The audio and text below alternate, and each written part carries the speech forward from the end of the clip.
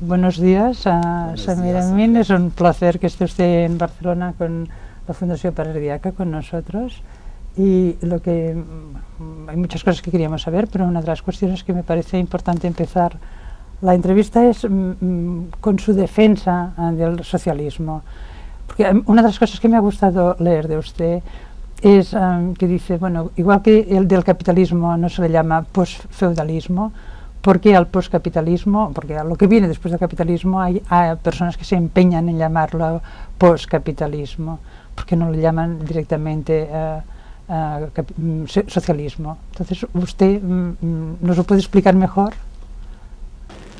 Oui, d'abord bonjour et merci de cette interview.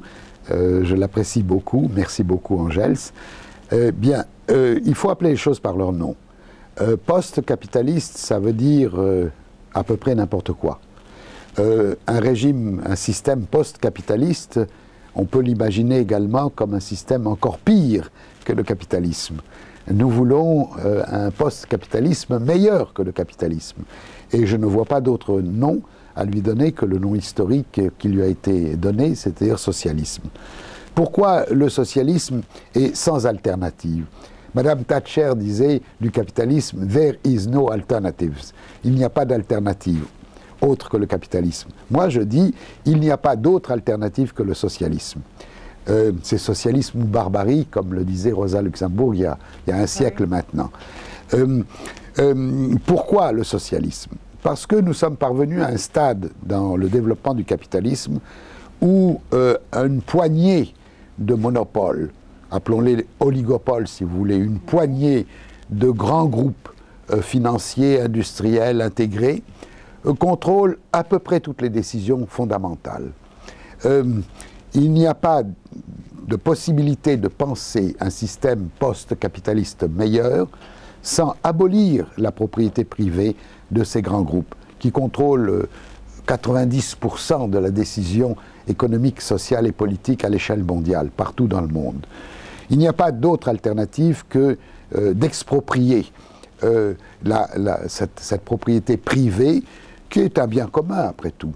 Et pourquoi? Parce qu'il y a d'évidence un conflit fondamental d'intérêts entre les intérêts privés de ceux qui contrôlent ces oligopoles et l'intérêt public, l'intérêt des peuples, l'intérêt des travailleurs. Il faut le reconnaître. Et alors abolir cette propriété privée ne veut pas dire faire un étatisme aussi horrible que la propriété privée, irresponsable, etc. Veut dire entrer dans la longue construction de la socialisation de la propriété de ces grands moyens de production. Et ça s'appelle socialisme. Le socialisme a déjà une histoire derrière lui, l'histoire de socialisme utopique, l'histoire du marxisme, l'histoire de la première internationale, l'histoire ensuite des internationales successives, y compris l'histoire de ses dérives, de ses dégénérescences, voire de ses crimes. Il n'y a pas d'histoire dont le côté serait exclusivement positif. Nous devons poursuivre, continuer cette histoire en faisant, je l'espère, mieux. Et c'est pourquoi il faut non pas réhabiliter le terme de socialisme en agitant des drapeaux rouges, mais faire comprendre qu'il n'y a pas d'alternative réellement humaine, qui répondent d'ailleurs à ce que veulent les peuples, à ce que veulent notamment les jeunes, c'est-à-dire un monde meilleur, un monde où on se sent plus libre, un monde où la personnalité peut se développer davantage. Le vieux Marx avait écrit beaucoup de choses sur ces problèmes. Je crois qu'il faut aussi le relire et comprendre que la formule définitive du socialisme n'a pas été découverte à un moment donné et nous n'avons plus qu'à l'appliquer. C'est une invention permanente.